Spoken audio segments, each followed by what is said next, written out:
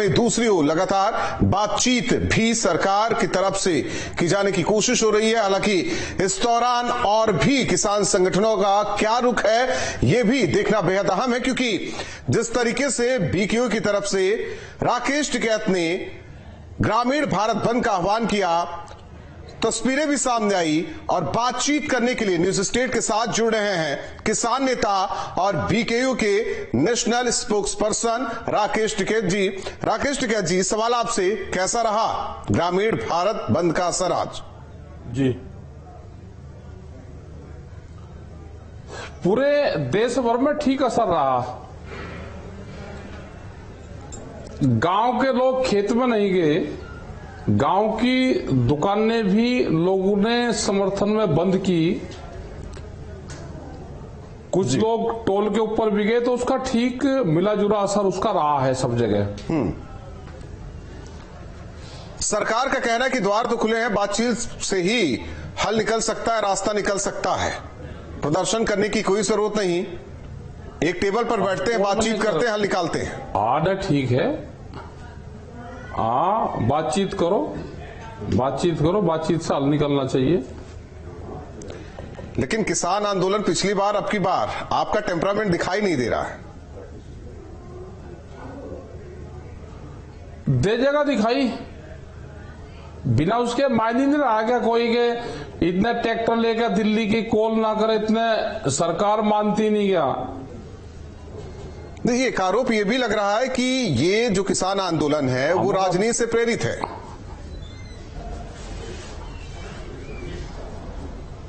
राजनीति वालों को तो अपनी जान बचानी भारी हो रही, वे कहां किसान आंदोलन की मदद करेंगे, वे अपनी सरकार बचा लो, अपने आदमी को बचा लो, वे कहां आंदोलन कर रहे हैं। तो किस तरीके से साथ मिलेगा हरियाणा और पंजाब के किसानों को आपका? देखो, एसकेएम बना हुआ है, जब दिल्ली से लोग आए 3 साल पहले, वो संयुक्त किसान मोर्चा था। जब पंजाब में गए तो पंजाब की जत्थेबंदियों में आपस में कुछ जत्थेबंदियां अलग हुई जी। ये भी जो संगठन है ये एसकेएम से अलग हैं। एक संगठन हो रहे वो भी एसकेएम से अलग हैं। कुछ लोग पॉलिटिकल उससे गए थे, तो 3 विचारधाराएं पंजाब की अलग अलग चली।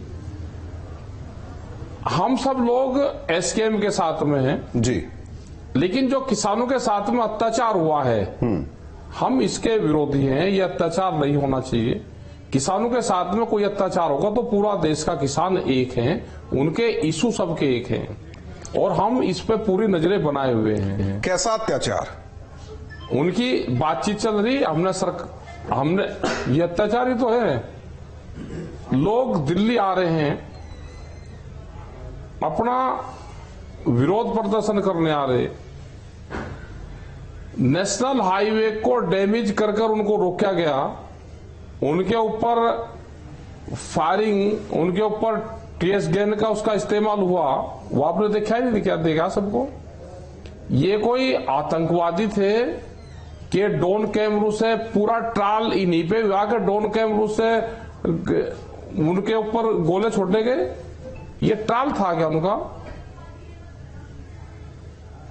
उनका कहना है कि दिल्ली आने से परेशानी बढ़ेगी, आना है तो ट्रैक्टर छोड़ के आए, प्रदर्शन करें, दिल्ली सबके लिए, दिल्ली के रास्ते खुले हुए हैं। क्यों ट्रैक्टर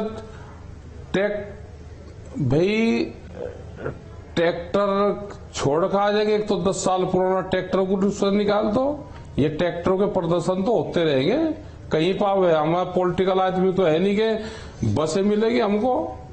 पॉलिटिकल आदमी तो ऐसी बसें करवा देते हैं, वहां पे मिल जाते हैं, चले जाते हैं सब लोग। हमारे पास तो ट्रैक्टर ही तो है, और ट्रैक्टर 2 काम करे, एक तो सवारी को ढोवे, आगे कुछ 8 फुट जा उसमें सड़क पे, उसे भी साफ करे ट्रैक्टर। हाँ, दोनों काम करे ट्रैक्टर। एक सवाल आपसे, जो मांग है दिल्ली दिल्ली कूच करने वाले इन किसानों का जो मांग है, एक जरा एमएसपी समझा दीजिए कि देखिए, दलहन तिलहन और जो अनाज है, मोटे अनाज है, सब पर तो एमएसपी है। लेकिन हाँ। मांग जरा वो क्लियर कर दीजिए, दर्शकों को भी क्लियर कर दीजिए, उन किसानों को क्लियर कर दीजिए जो खेतों में काम करते हैं। और दूसरी ओर कर्जा भी माफ हो, तीसरी तरफ पेंशन की भी बात की जा रही है। किसान हाँ एमएसपी गारंटी कानून की डिमांड करी है। जो भारत सरकार खरीद करती है वो भारत सरकार खरीद कर ले, जितनी उसको खरीद करनी है वो खरीद कर ले। जो व्यापारी खरीद करता है वो एमएसपी से नीचे पे खरीद ना करे, क्योंकि उसको तो व्यापार करना है। वो फिर भी मंदे पे नहीं बेचता, फिर भी अपने रेट पे बेचता है, वो बाजार भाव पे बेचता है। तो हमने कहा कि एमएसपी गारंटी कानून आप बना दो, ये हमारा सवाल उनसे है, क्योंकि ये सरकार बड़े उद्योगपतियों की सरकार है। वो सस्ते में अनाज को खरीदते हैं, महंगे में बेचते हैं। इसलिए सरकार एमएसपी गारंटी कानून बनाने से बचती है। एक चीज ये भी है, कहा जाता है कि जब सरकार खरीदी करती है तो जो खाद्यान्न वितरण प्रणाली है उसके तहत अनाज को बांटा भी जाता है। और आपका कहना है कि जो बड़े उद्योगपति खरीदते हैं वो महंगे दामों में बेचते हैं उपभोक्ताओं को। तो एक जो तय हुआ, चाहे गेहूं की बात करें या हम धान की बात करें या गन्ने की बात करें, मोटे अनाज की बात करें, तो एमएसपी तो निर्धारित है ना। क्या इसे बढ़ाने की मांग है, या जो एमएसपी मिल रही है उस आधार पर भी किसान खुश नहीं है? हमने ये कहा है अभी, क्योंकि एमएसपी को आप समझे ही नहीं। राइट तो यह होगी कि पहले एंकर होते थे वो पूरा पड़काते थे। आप मुझे कह रहे हैं वो वहां पे न्यूनतम समर्थन मूल्य की आप मांग कर रहे हैं, तो ये तय नहीं, ये तय कैसे होगा? ये सरकार तय करेगी या किसान तय करेंगे? सुन तो लो, मेरी बात तो सुन लो। अरे सुन तो लो, पहले एंकर और आप एंकर छोड़िए ना, मेरा जो सवाल है उसका जवाब दे दीजिए। वो गांव में जाते थे फिजिकल। नहीं, आप हमें ना बताइए ना, गांव की कहानी ना बताइए। बता तो, मेरे नाम भी खेती है, मैं भी खेतीहर हूँ, ठीक है, वो छोड़ दीजिए। इतना बड़ा किसान नहीं हूँ, इतना बड़ा मैं किसान नहीं हूँ राकेश जी कि हमारे पास ट्रैक्टर भी हो, BMW भी हो, मर्सिडीज भी हो, उतना बड़ा किसान नहीं। लेकिन सुनिए तो, आप बात तो सुनिए। वो आप न्यूनतम समर्थन मूल्य किस तरीके से तय करवाना चाह रहे हैं वो भी क्लियर कर दीजिए ना दर्शकों को, किसानों को। हमने ये सुन तो लो ना, आप पहले सुनोगे नहीं, पढ़े पढ़ाई आओ तो उसे कैसे पढ़ाऊंगे। हमने ये कहा है कि जो भारत सरकार ने एमएसपी तय कर रखी है, हमने अभी वही मान ली। उस पे एक गारंटी कानून बन जाए कि जो सरकार को जितनी खरीद करनी है वो सरकार खरीद कर ले, उतनी, उससे ज्यादा मत खरीद करे। लेकिन जो व्यापारी सस्ते में खरीद करता है उस पे एक बैरियर लग जाए कि इसके कम पे खरीद नहीं करेगा। जिस व्यापारी को ये लगता है कि मुझे इस अनाज खरीदने में नुकसान है, वो व्यापार ना करे, उसका कोई दूसरा खरीद कर लेगा। जहां से आप लोग आते हो बिहार से, जहां छोटे बड़े किसान की बात करते हो, बिहार तो एग्रीकल्चर का पूरा खत्म होने वाला सेक्टर हो रहा है। बिहार में तो मंडी जो बाजार समिति हो पूरी खत्म होगी। ये उसी विचारधारा के तो लोग हैं। अभी Bihar state level state UP की बात करिए, यूपी में भी पूर्वांचल की बात कीजिए, पश्चिमी यूपी की, इसकी तुलना तो कर लीजिए, पश्चिमी यूपी की तुलना कर लीजिए। सबको कर लूंगा मैं, क्यों करूं मैं पश्चिमी की? मैं तो बिहार की बात करूंगा। एमएसपी तो बिहार के किसान को भी चाहिए, एमएसपी तो पूर्वांचल के किसान को भी चाहिए, और यहाँ के किसान को भी चाहिए, सबके किसान को चाहिए। जब ये कानून बन जाएगा, कोई सस्ते में व्यापारी खरीद नहीं करेगा। ये सरकार इसीलिए तो उनका साथ देती है कि ये सरकार बड़े उद्योगपतियों की सरकार है, ठीक है, और उनको नुकसान ना हो जाए इसलिए फसलों की लूट करती है। यानी कि न्यूनतम समर्थन मूल्य की बात नहीं है, माफी की हम इसलिए बात करते हैं कि मेरा जो सवाल है न्यूनतम समर्थन मूल्य की बात नहीं है। यहाँ यह है कि कानून ऐसा बने जो व्यापारी हैं, जो किसान के पास जाते हैं, मान लीजिए कि 1500 रुपए न्यूनतम समर्थन मूल्य निर्धारित है, वो 1400 की खरीद करते हैं कि 1400 में दे दीजिए और 1500 में वो बेच देते हैं। ठीक यही है ना फॉर्मूला आपका, ताकि व्यापारी वो किसान के पास ना जाए, ना खरीदे। अब आप ये मान लीजिए कि 10 टन 10 टन गेहूं हुआ और खपत घर में 5 टन है, 5 टन बेचने के लिए वो क्रय केंद्र पर जाए, ट्रैक्टर लेके क्रय केंद्र पर जाए, कितना नफा होगा किसान को?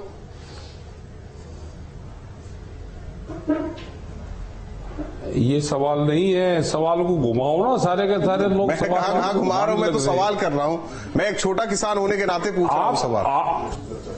सवाल कर रहा तो हम छोटे की तो बात कर रहे हैं, हम बड़े की तो बात करते ही नहीं, बड़े की तो बात करते ही नहीं। हमने ये कहा कि अगर किसी व्यापारी को नुकसान है वो मत खरीद करें, कोई दूसरा खरीद करेगा।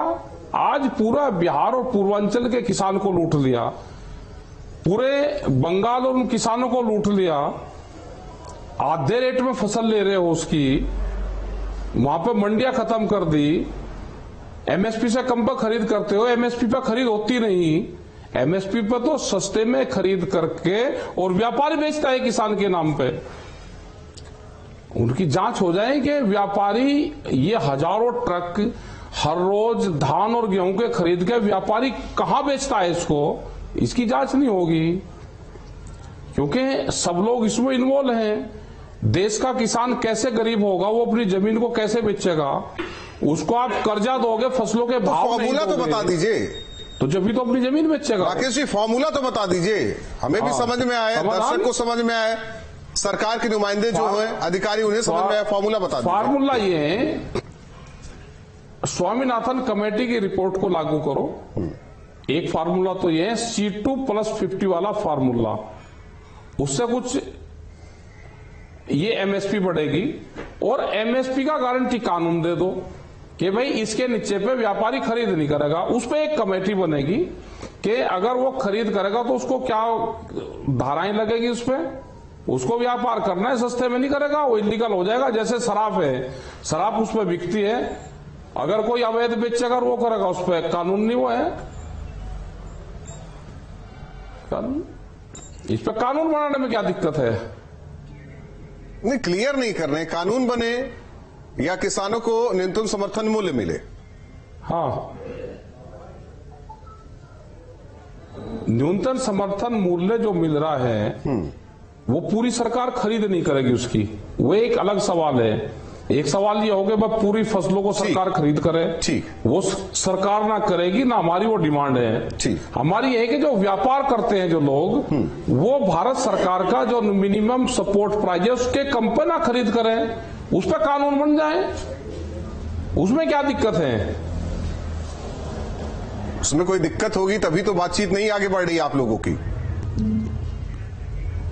बातचीत बता तो दिया कि व्यापारी सस्ते में लूट रहे हैं, तो वो तो सरकार, उनका तो वकील बनेगी सरकार जितनी वकालत उनकी लिया करती है, अगर इतनी वकालत किसानों के लिए करते तो समस्या का समाधान हो जाए। एक तो ये हुआ न्यूनतम समर्थन मूल्य वाली बात सरकार है, और दूसरी कह रहे हैं कुछ और फसलों को इसमें जोड़ा जाए। हाँ जी, कुछ और फसलों को भी जोड़ा जाए इसमें। क्यों ना जोड़ा उसमें? नहीं, वो वही समझना चाहते हैं, जैसे और कौन सी फसलें जो जोड़ने की बात आप लोग कर रहे हैं। मैं कह रहा कि फसलें तो सबके भाव तो तय हो जाए ना। बहुत से सवाल है, जब सरकार बैठेगी, सरकार तो अभी जमीन लूटने की पॉलिसी बना रही, सरकार बैठ के पॉलिसी कहां बना रही है? भाई कितने देश में जनसंख्या है, कितनी हमारी पैदावार है, कितने क्षेत्रफल में हमारी वो होती है, वो डाटा तो सरकार के पास में है नहीं। जैसे आलू का किसान है हमारा, मथुरा से लगाकर पूरा बिहार तक आलू की खेती होती है, कितने क्षेत्रफल में आलू की पैदावार हुई, कितने में कितना प्रोडक्शन हुआ, कितनी जनसंख्या है, कितना पहले साल हमारे पास में था, कितने पे नफा होता है, कितने में नुकसान होता है। किसान अपने आप मरता है फसलों में, अगर उसका भाव बढ़ गया उसने अगले साल ज्यादा लगा दिया, भाव घट गया उसने पैदावार कम कर दी। डाटा एक ही है सरकार के पास में, डाटा है कि वोट कैसे मिलेगी, और तो सब उन्होंने वैसे छोड़ रखा। तो मार्केट की मांग है ना, वो तो कंट्रोल तो सरकार डिमांड और सप्लाई वाली बात है।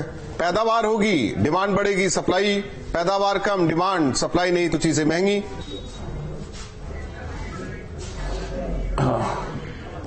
तो सरकार की कोई जिम्मेदारी नहीं है। नहीं, मैं आपसे जानना चाहता हूं ना क्या जिम्मेदारी तय आप करना चाहते हैं? भाई नहीं बता, हाँ जिम्मेदारी हमारी ये है कि यहाँ पे एग्रीकल्चर मिनिस्ट्री नहीं है देश में। यहाँ पे 18 मिनिस्ट्री है जो एग्रीकल्चर सेक्टर को देखती है। अगर किसी चीज की यहाँ पे देश में कमी होगी, जैसे दालों की कमी होगी देश में या तेल की कमी होगी, तो ये जो विदेश मंत्रालय बाहर से मंगाएगा। लेकिन हमारी फसल कब आ रही है, इनकी आपस में बैठ के कोई सलाह मशवरा नहीं है कि उसका देश के किसानों पे क्या प्रभाव पड़ेगा। हमारे देश के किसान को अभी सरसों आ रही है, सरसों 5,000, 4,500 और 5,000 रुपए बिक रही।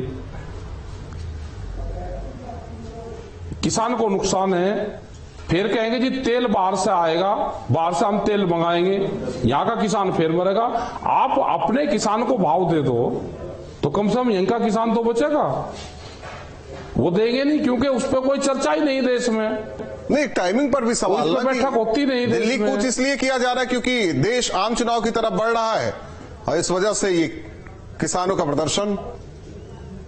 और एक काम करने जब जाए सरकार ये कह ही रही कि भाई चुनाव में हम जीत ही रहे और 400 हमारी आएगी, तो इसका रिन्यूअल ही कर दो ना, एक क्लोज ले आओ।